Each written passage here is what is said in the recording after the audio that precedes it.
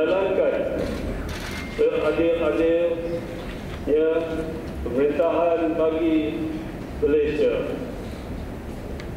mengikut undang-undang dan perlembagaan negara.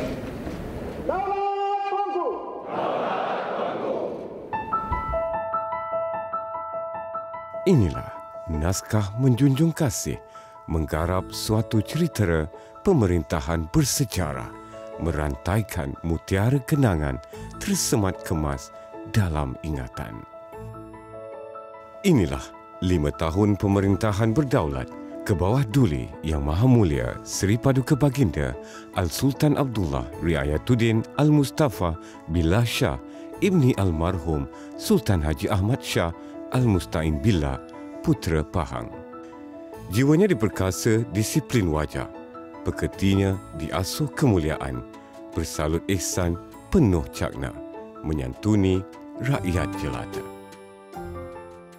Ke bawah Duli Yang Maha Mulia Seri Paduka Baginda Raja Permaisuri Agong Tunku Azizah Aminah Maimunah Iskandariah binti Almarhum Al-Mutawakil Alallah Sultan Iskandar Al-Haj.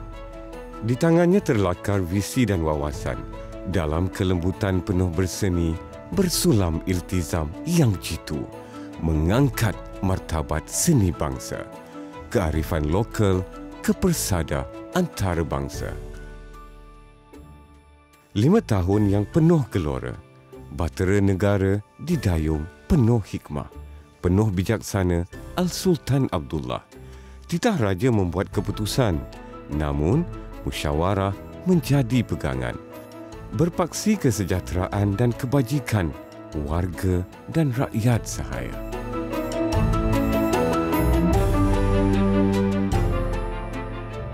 Inilah Majalah 3 Naskah Diraja 5 tahun pemerintahan Al-Sultan Abdullah. Daulat Tuanku. If I can flash back from the moment I came into the istana, I was going into a position that I wasn't sure. Apakah peranan saya, apakah tugasan saya. Saya ada juga tanya tuanku, pengalaman 4 Perdana Menteri. Macam mana tiap-tiap Perdana Menteri masa perikat? 4 tu semua berpengalaman. Ya. Saya tanya diri saya, siapalah saya? Ya? Dia orang ni semua dah berpengalaman. Saya tak berpengalaman. Saya jadi sultan 15 hari saja, kemudian jadi agung. Saya bukan sultan dah berbelas tahun. Saya pun ke mahkota 15 hari terus jadi agung. Banyak benda yang saya tak tahu. So, saya terpaksa bertanya, mempelajari, baca. Saya begitu tumpu terhadap tugasan saya Tuan Agong. Dulu hari Rabu, pagi Rabu, tetapi saya tukarkan buat hari Selasa sekarang. Selasa sebelah petang, berjumpa dengan Perdana Menteri. We call it a pre-cabinet session. Normally it will last between 45 minutes to an hour. So ini saya sudah lunaskan sebanyak 157 kali. Dan setiap sesi itu dengan semua Perdana Menteri, saya akan bacalah sehari sebelum perjumpaan itu. Dan mana-mana kertas kabinet yang perlu saya tanya. Yang mana saya setuju, saya setuju. Mana saya tak setuju, saya tak setujulah. So it's a two-way reciprocal kerjasama lah. Itu satu pengalaman yang saya rasa harus diteruskan agung-agung yang akan datang kerana that is a very good convention between the two head of state and head of government.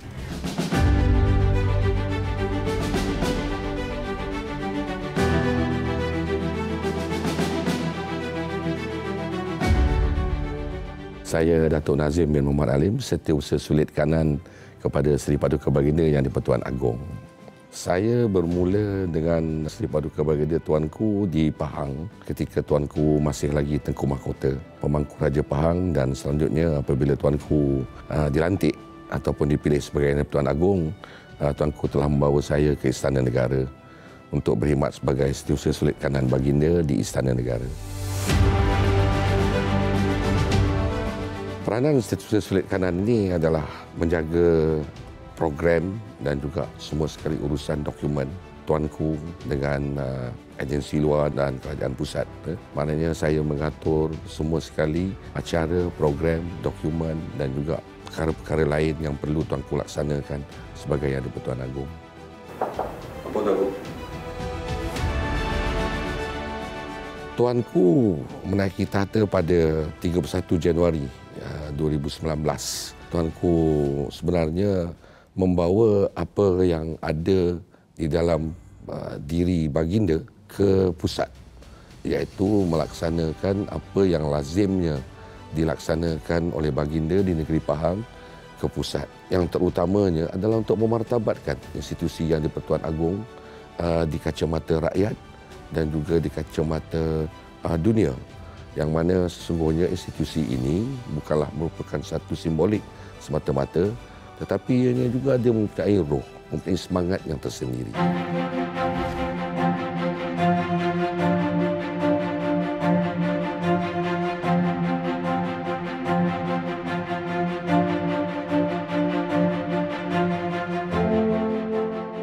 Saya Major Jeneral Datuk Indra Zahari bin Muhammad Arifin bertugas selaku Datuk Pengelola Berjaya Diraja Istana Negara mulai 22 November tahun 2022.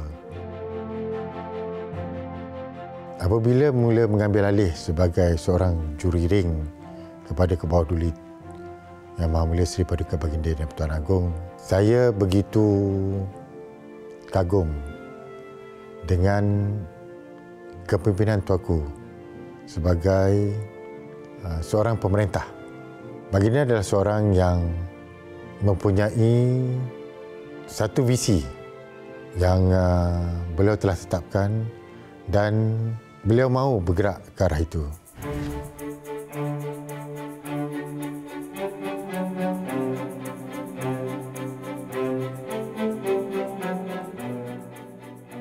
Nama saya Azwan Effendi bin Zaira Kif Naini sebagai Datuk Paduka Maharaja Lela di Istana Negara.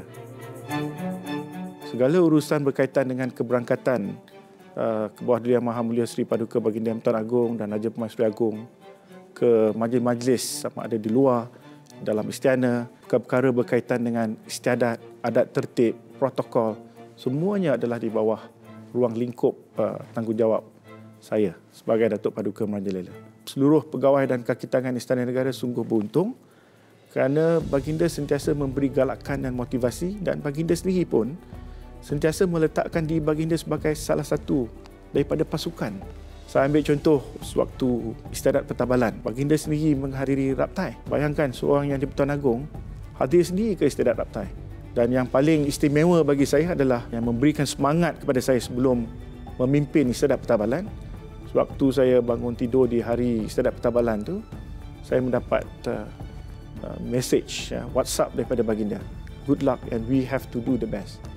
Walaupun ringkas, tetapi apa yang dititahkan oleh baginda melalui pesanan yang ringkas itu, we have to do the best. Bermakna it's not that you have to do the best, we. Jadi baginda meletakkan bahawa baginda perlu melakukan yang terbaik. Saya sendiri pun kena melakukan yang terbaik supaya memastikan bahawa istiadat itu menjadi istiadat yang akan diingati oleh seluruh orang.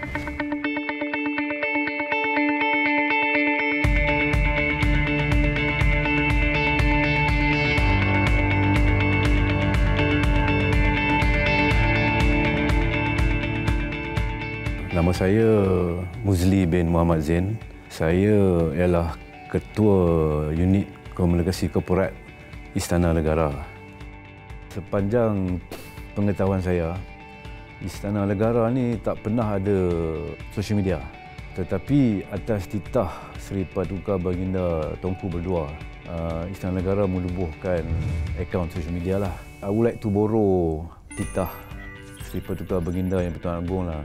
Sosial media ni dia akan merakyatkan Istana Negara. So in other words, melalui sosial media ni rakyat boleh mendekatkan dengan Istana Negara dan juga tuanku berdua.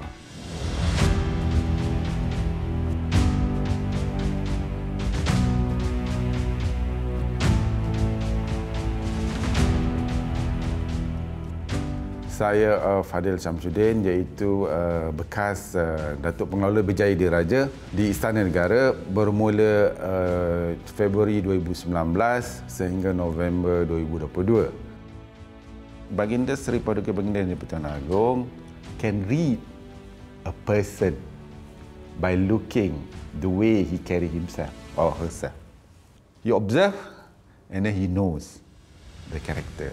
Whether you are sincere or whether you have an agenda. Di tengah pandemik, Istana Negara mempamer erti sebenar payung negara.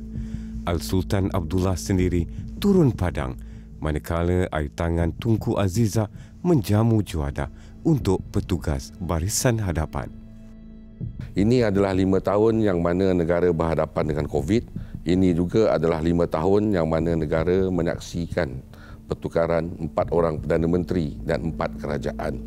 Sesiapa sahaja pun yang membuat tugas Seri Paduka Baginda yang Di-Pertuan Agong pada ketika itu terpaksa berhadapan dengan situasi ini. Pasal COVID tadi memang itu antara masa yang agak tertekan bagi saya kerana kita kehilangan ramai rakyat dan kita juga dalam kegelapan masa itu. Vaksin pun tiada. Ya. Walau bagaimanapun saya akui iaitu Kementerian tempoh hari telah buat banyak usaha untuk membendungkan keadaan ketika itu dan kita adakan PKP, ya, MCO semua ni. Itu sikit sebanyak telah membantu kita, membantu kerajaan untuk mengurangkan merebaknya penyakit COVID ini. Pertukaran kerajaan ini bukanlah perkara yang mudah dan bukan perkara yang harus dipraktik sewenang-wenangnya. Kerana ini akan merugikan kita, akan merugikan negara dan rakyat kita. Kita akan merugikan masa, merugikan kewangan, bagai-bagai lagi.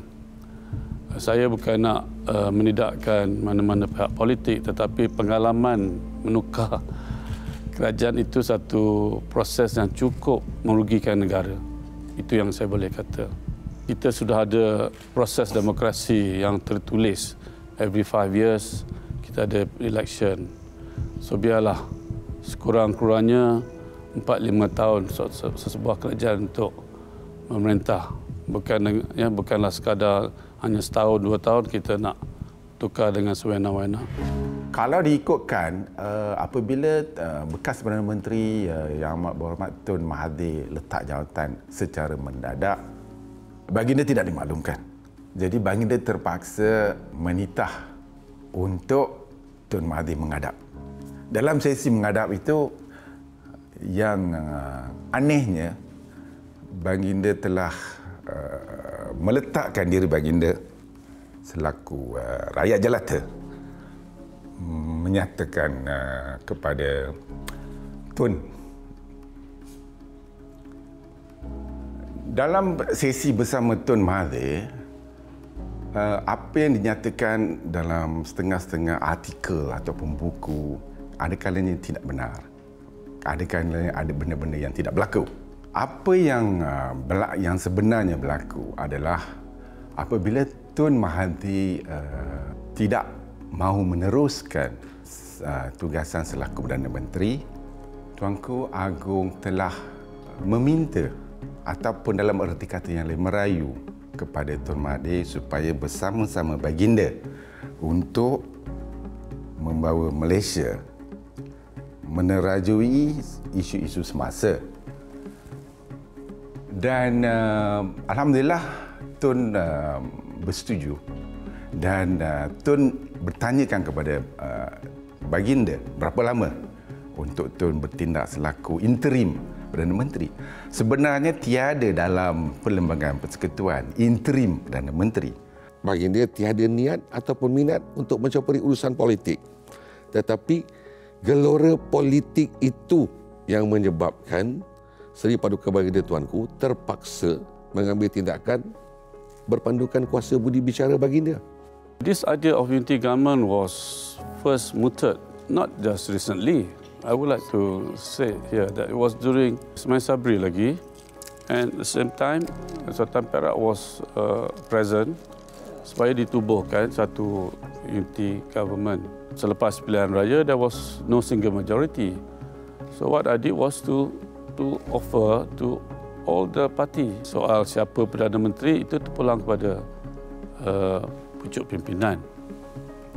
Bukan Agong yang memilih Perdana Menteri, tuan-tuan dan puan-puan. Sebenarnya yang memilih ialah wakil rakyat. So please get that fact right. Bukan Agong yang mencadangkan Perdana Menteri. Dia orang yang mencadangkan. Agong tak boleh lantik Perdana Menteri sewenang-wenang. Kalau gitu senang je lah. Tak payah ada parlimen.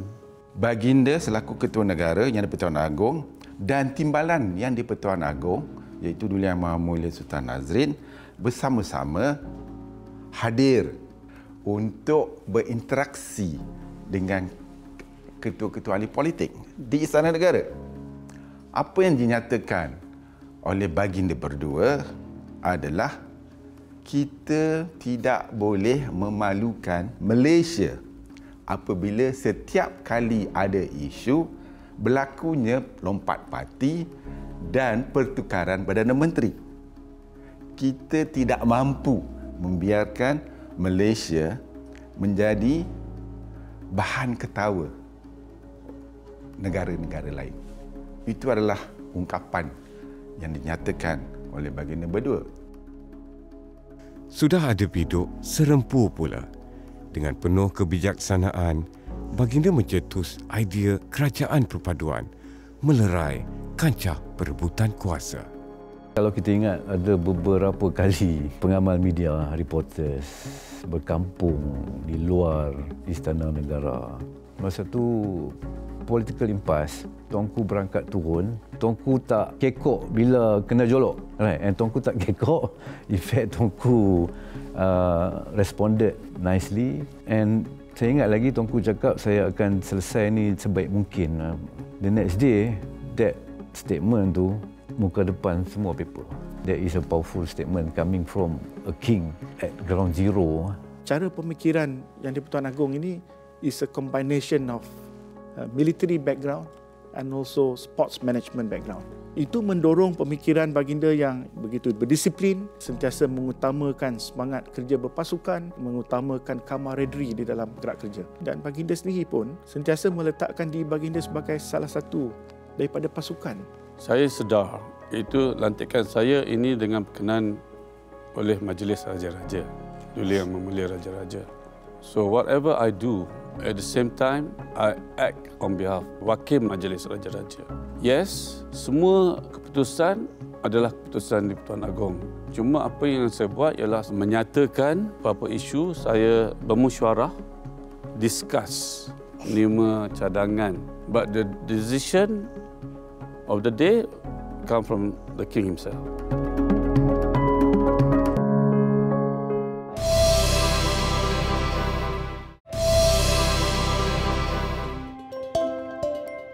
Tahta dan singgasana bukan hanya simbolik semata-mata.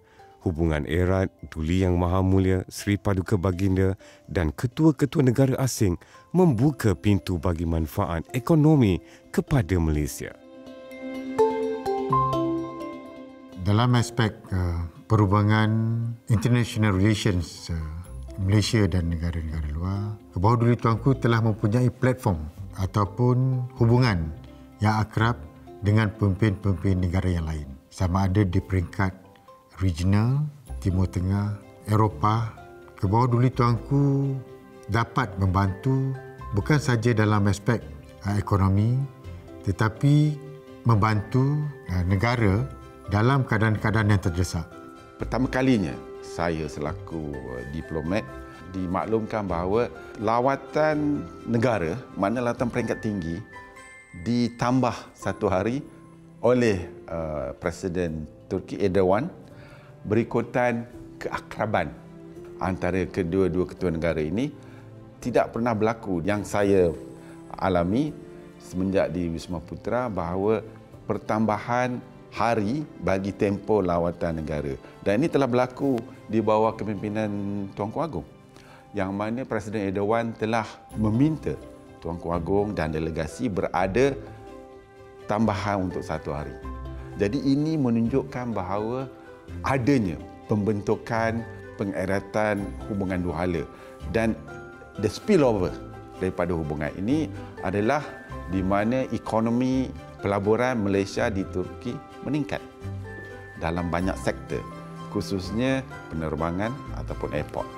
Apabila berlakunya lawatan pembesar-pembesar luar negara ke dalam negara, Tuanku titahkan supaya kita ada satu penambahbaikan. Antaranya adalah dengan memberikan penghormatan kepada pemimpin-pemimpin, ketua-ketua negara itu untuk menerima kawalan kehormatan utama daripada Satu Melayu.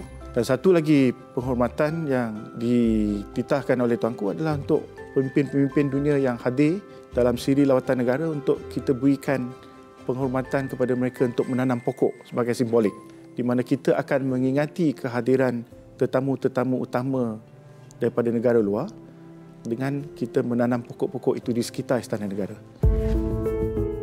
Bagai batu dilontar ke tasik yang tenang, riaknya mengalun, memberi kesan yang jauh dan mendalam. Peluang kedua bagi mereka yang terpinggir dan terpasung. Minat Tuanku yang mendalam dalam fabrik ini, di mana Tuanku 2-3 tahun kebelakangan ini telah mengadakan London Craft Week dan memartabatkan fabrik daripada aspek tenunan, daripada aspek fabrik yang keluaran tempatan dibawa untuk pengetahuan dunia. Saya merasakan bahawa apa yang dilaksanakan ataupun apa yang dibuat oleh Kebawah Duli Raja Permaisuri Agong adalah untuk memartabatkan industri tenunan negara di mata dunia. Masa mula-mula awal saya kahwin dan mau menikah, ialah dalam proses nak mendapatkan anak, mengambil masa yang begitu lama, ya. Dan satu hari Tuanku datang kat saya, Tuanku titah, I think you should do something about Tenun Pahang. I said okay. Then I went to see and I fell in love with it. And that was how the journey started. But I could not have done it alone without the government. Yeah. So di sini saya memang ucap terima kasih pada kerajaan, ya, kementerian, pada kraft tangan, kerana yang banyak membantu saya untuk set up the institute, set up, menolong dan memberi saya, mengajar saya macam mana nak mempertingkatkan lagi pengurusan tenun. Bukan tenun saya dan lain-lain juga. Saya tidak, bukan saya seorang dalam ni, ya. Saya bersama-sama dengan semua yang dalam pengarah-pengarah kraft tangan di Pahang, baik di Kuala Lumpur. Kementerian banyak menolong saya untuk membangkitkan seni kraft negara, dan juga kepada penjara yang telah melantik saya sebagai penaung rehab program mereka juga.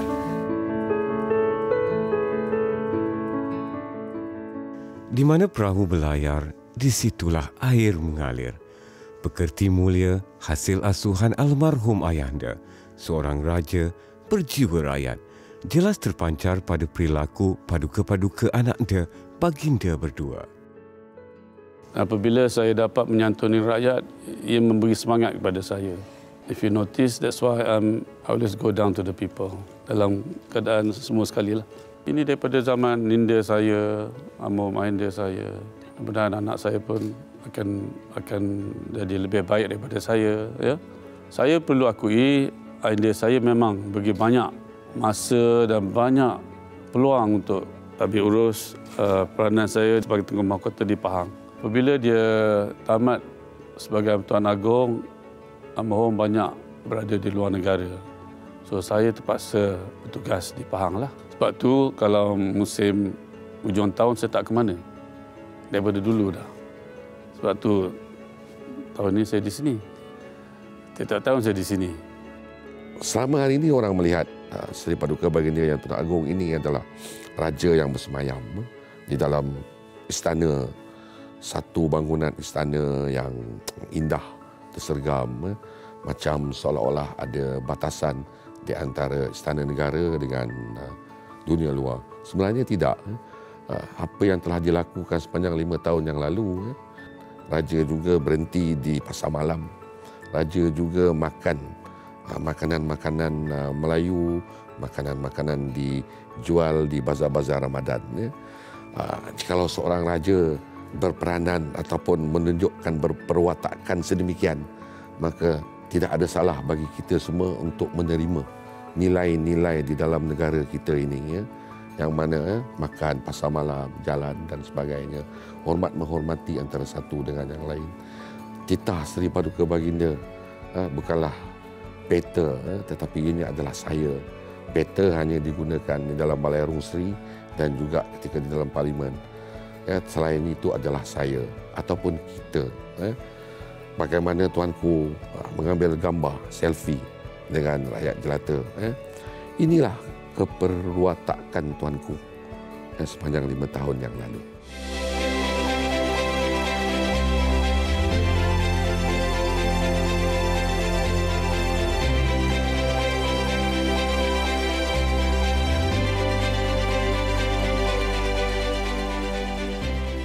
Apa yang kami buat dengan social media ni, kami bukan memaparkan acara-acara rasmi saja. Yang paling menarik sekali adalah benda-benda ataupun aktiviti-aktiviti yang contohnya Tuanku berdua turun kenderaan rasmi tengok aksiden, singgah makan di kedai, nak minum teh tarik. Itu dari Tuanku sendiri. Itu adalah kepribadian Tuanku sendiri. Dia tak ada nak plan apa. So sama juga bila Tuanku bermesra dengan rakyat. Kan rakyat sekarang dah tengok macam mana betapa mesranya Tuanku dengan rakyat. Anak-anak kecil Tuanku ambil dukung. Orang-orang tua Tuanku bersembang. Ada di tengah-tengah majlis Tuanku bersila atas lantai bersama rakyat di dalam rumah. Itu bukannya dirancang, itu memang kepribadian Tuanku, kemesraan Tuanku dengan rakyat. Pengembaraan epik mencatat sejarah luar jangka yang tersurat lawatan sulung diraja menyusuri lebuh raya Pen Borneo. Yang tersirat bagaikan jabatan baru terbina, penghubung jiwa, pengikat rasa rakyat baginda di Semenanjung dan di Borneo. Kembara Kenali Borneo itu meninggalkan suatu kenangan yang begitu abadi bagi Tuanku berdua. Dan saya rasa ianya merupakan suatu pengembaraan yang begitu epik. Walaupun telah berlalu agak lama, sekarang ini di sosial media masih lagi ramai yang bercakap tentang Kembara Kenali Borneo.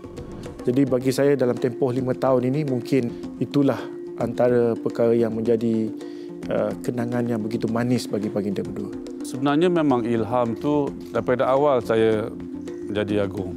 Dalam siri 5 tahun ni, saya nak membuat tour ya, daripada Sabah Sarawak ke Sarawak Sabah. Kerana saya sepanjang hayat saya pergi Kota Kinabalu dan Kuching saja. Tak keluar daripada itu.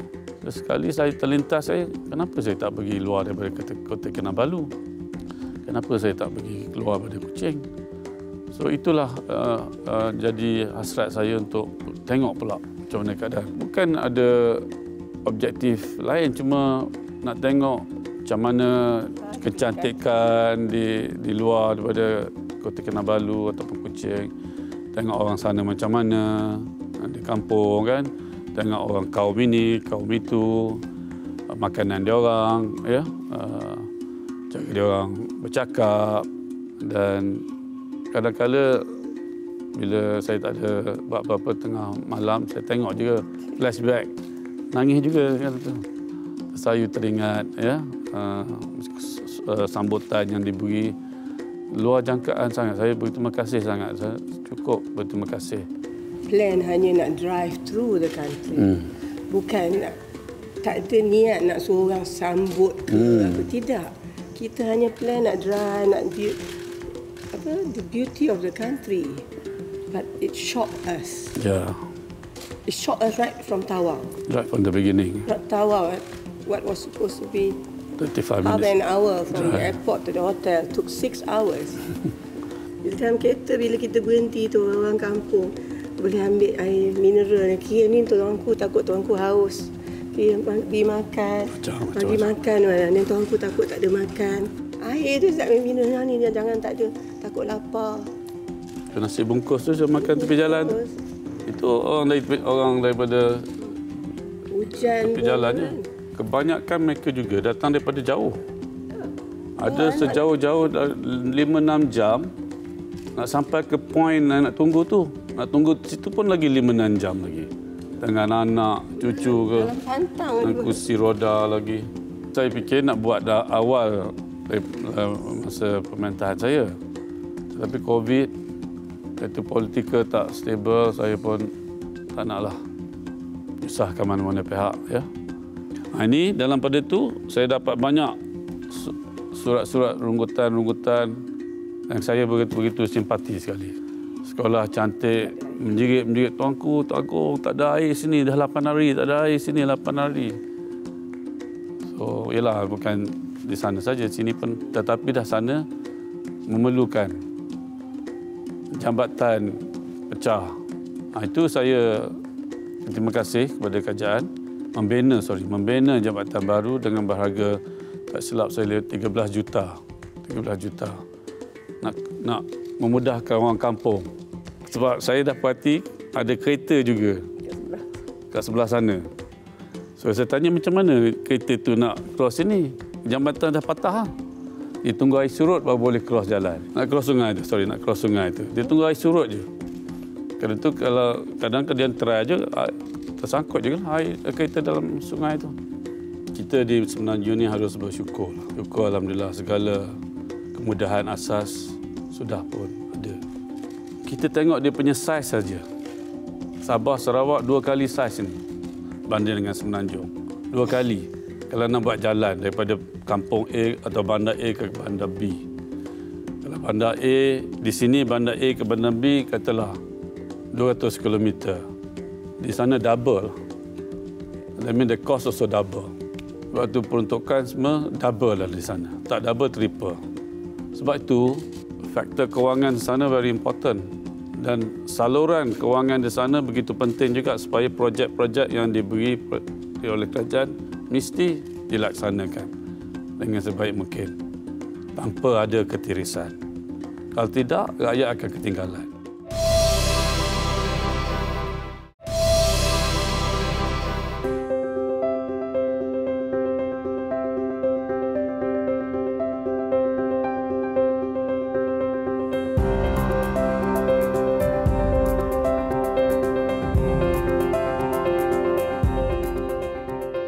Saya Syed Hussein Al-Junaid, pengurusi kumpulan Media Prima Berhad.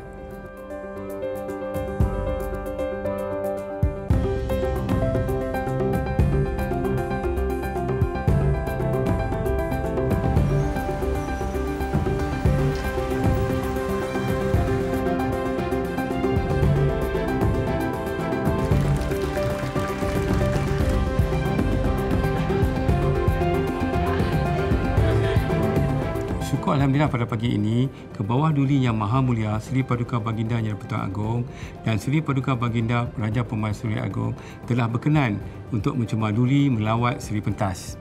Dan kami di sini sangat terharu dengan kunjungan Seri Paduka Baginda Yang di-Pertuan Agong dan juga Raja Permaisuri Agong, kerana tahun ini juga kami di TV3 akan menyambut ulang tahun ke-40 tahun.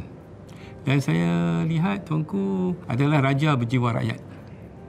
Di mana bila kita kata Raja Berjiwa Rakyat tu, tuanku suka sekali untuk bertemu dengan rakyat. Di mana di ketibaan tuanku tadi, kita telah aturkan jalan untuk tuanku sebelah kiri.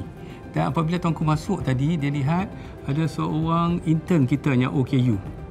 Tuanku tak ikut pergi ke jalan protokol yang telah disediakan, tapi tuanku pergi ke kanan. Dan tuanku make him feel very comfortable. Mula sekali tuanku pergi ke radio.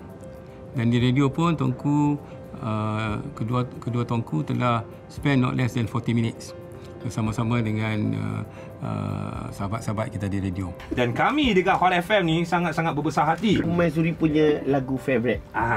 Ni kalau salah ni kena ni. Oh, tanya tuanku. Tuanku. Oh, tanya tuanku. Ini ujian suami isteri nanti. Gurindam jiwa. Tuanku lagu Amin. Amin? Butakah apa? Butakah cinta. Butakah cinta. Begitu juga di TV. Di mana tadi kita ada bulletin utama yang kita buat tu, dan tuanku saya nampak begitu berminat sekali untuk membaca news kita. Dan di sini lain sekali kita lihat Tuanku telah mencemar duli dan Tuanku tidak begitu protokol sangat. Maknanya Tuanku apabila tadi pemberita bilik kita minta Tuanku membaca 2-3 kali ke take ke apa ke, Tuanku saya tak nampak pun yang Tuanku tunjuk macam tak puas hati ke apa ke. Tuanku bersahaja saja. And Tuanku doesn't mind to repeat again. Kalau Tuanku 2-3 kali tadi buat, mungkin saya 7-8 kali kot. Tapi nampak Tuanku dia memang begitu relax. Yang di-Pertuan Agong, Al-Sultan Abdullah Ri'atuddin Mustafa Billah Shah dan Raja Permaisuri Agong, Tunku Azizah Aminah Maimunah Iskandaria hari ini mengadakan kunjungan ke Media Prima Berhad.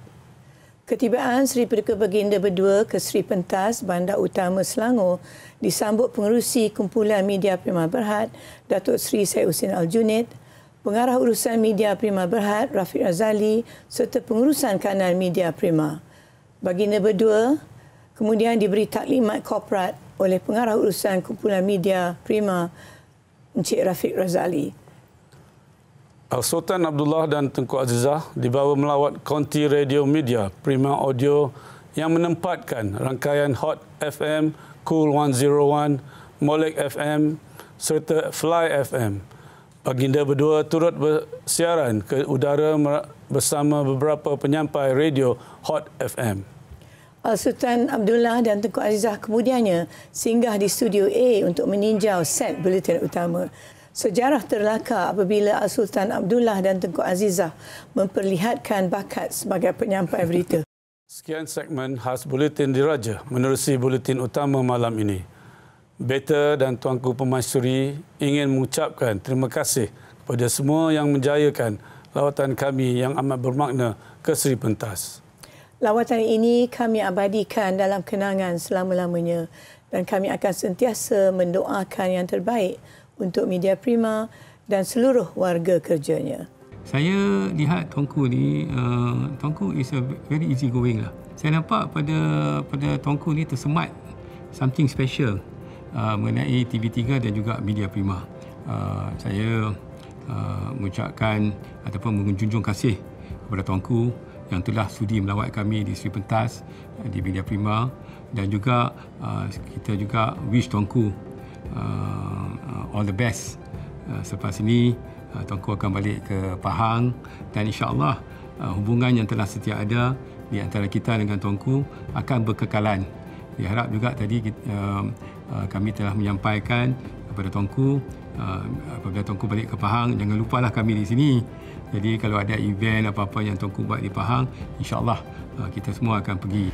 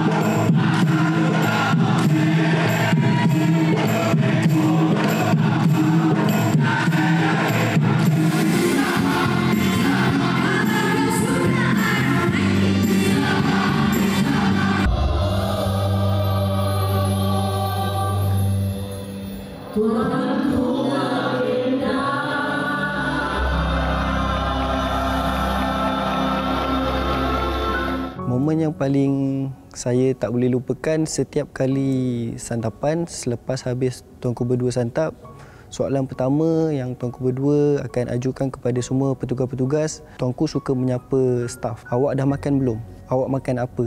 Itu yang tak pernah miss daripada bibir Tuanku berdua. Kan saya first time masuk bahasa-bahasa Tuanku. Lepas tu Harisa, kalau Harisa tu okey, kalau puan agak-agak apa nama orang ke kerabat ke apa.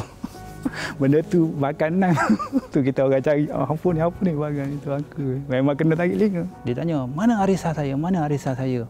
Saya kata, apa ni Harisa ni, kerabat kau apa ni? Ada 2-3 orang But first time kan benda tu kita tak pernah dengar tak pernah dengar. Dia bawa daripada Pahang makanan favourite tuanku. Cari bersama tuanku dalam chiller. Okey, tuanku dah jumpa, baru saya tahu itu adalah harisa. Harisa ni adalah sejenis dessert favourite tuanku Agong dan Permaisuri Agong. Apa yang kita serve untuk dia, ada kesilapan apa-apa, maknanya dia bagi tunjuk ajar pada kita. Bukan satu kesalahan tetapi bagi membina satu kesilapan boleh perbetulkan lagi. Itu memang tak pernah dapat lupakan. Saya terharu juga rasanya bila tuanku bagi kepercayaan pada saya untuk jahit sendiri samping-samping ke bawah duli dengan anak anda semua, tapi atas tunjuk ajar tuanku sendiri jugalah.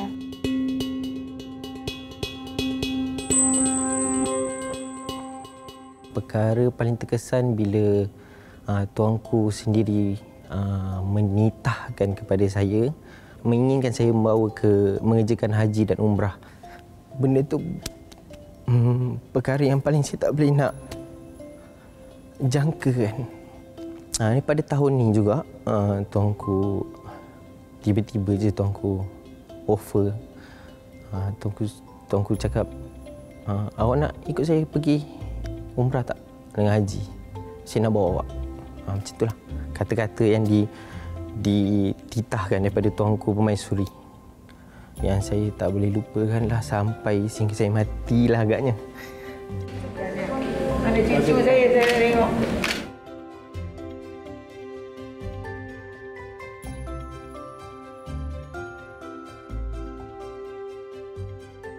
Ada nama seorang pelayan ni, Asri.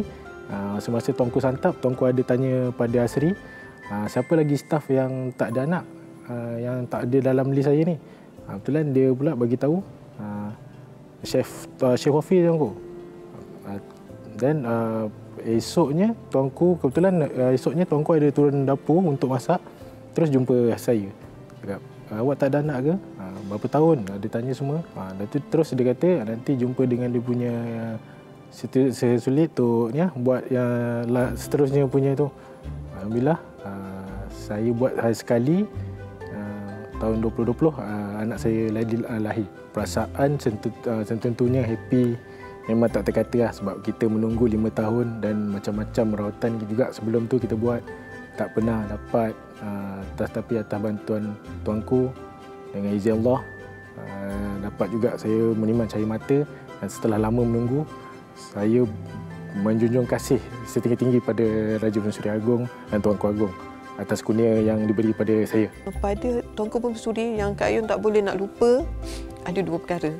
Pertama, masa COVID. COVID adalah satu pengalaman yang kita takkan rasa. 2 tahun COVID di Istana Negara. Kami nangis sama-sama sebab first time kena dalam istana, di kuarantin dalam istana, tak boleh keluar. Tuanku nangis, Kak Ayun semua yang mana malam terkurung, kita orang semua nangis. Macam kata, ya Allah, macam mana COVID ni? Adakah satu kematian? Sebab kita tak tahu.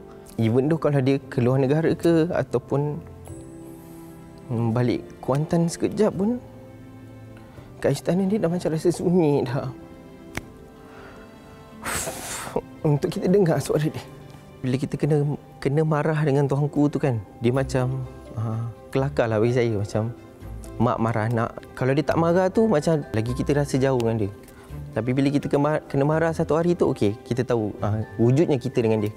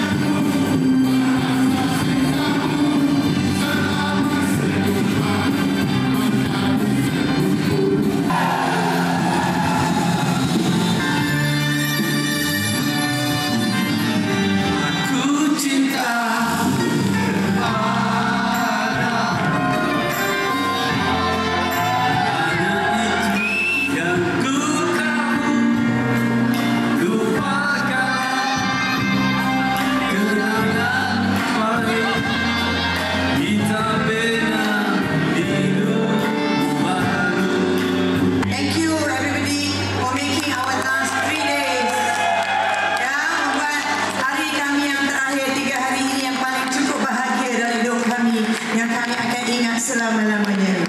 Biarlah saya ucap dari hati saya, iaitu 5 tahun ini cukup besar arti kepada saya sekeluarga, kerana memang tak diduga saya berada di sini. Tambah lagi 3 malam lagi sebelum kita berundur. Jadi memang malam ini agak suka, happy, tapi dalam pada itu ada juga sedih. Assalamualaikum. Ampun Tuanku. Patik mohon ampun jika ada kesalahan Patik yang menyinggung perasaan Tuanku. Halalkan segala makan minum kami, ampun kurnia yang Tuanku bagi. Menjunjung kasih atas kecanaan Tuanku bersama Patik dan pacar-pacar yang lain. Patik juga mengucapkan doa-doa yang terbaik sempena keberkatan Tuanku balik ke Pahang. Semoga dipanjangkan umur, dimurahkan rezeki. Satu pesanan Patik untuk Tuanku. Tuanku tak boleh degil-degil jaga kesihatan tau. Selamat pulang ke negeri Pahang. Ampun Tuanku, digahayu Tuanku. Ampun Tuanku. Sembah Patik pohon diampun. Daulat Tuanku, sesungguhnya Tuanku adalah seorang pemimpin, seorang raja yang amat bijaksana, yang amat berjiwa rakyat. Terima kasih dan penghargaan kepada segala tunjuk ajar. Dan Patik tidak akan lupa ilmu yang telah Tuanku berikan kepada Patik. Patik mendoakan semoga Tuanku berdua sentiasa di bawah lindungan Allah SWT. Diberikan kesejahteraan apabila Tuanku berangkat balik ke negeri Pahang, bersemayam di atas takhta negeri Pahang dengan seberapa kemuliaan dan kebesarannya. Ampun Tuanku, daulat Tuanku, dirgahayu Tuanku.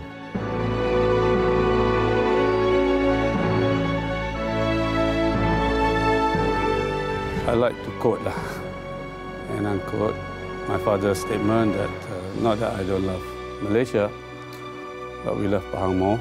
That was to almarhum My father's line. interview. But again, my quote now, I may not be the King of Malaysia after January, but if I can be, if King of all of your hearts.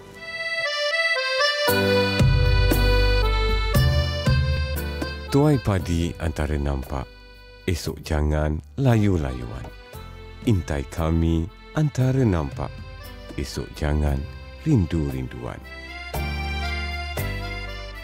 Dirgahayu Tuanku, King and Queen in our hearts. Tuai padi antara masa, esok jangan layu-layuan. Intai kami antara nampak, esok jangan rindu-rinduan. Anak Cina pasang luka, luka dipasang di Tanjung Jati. Di dalam hati tidak ku lupa, sebagai rambut bersih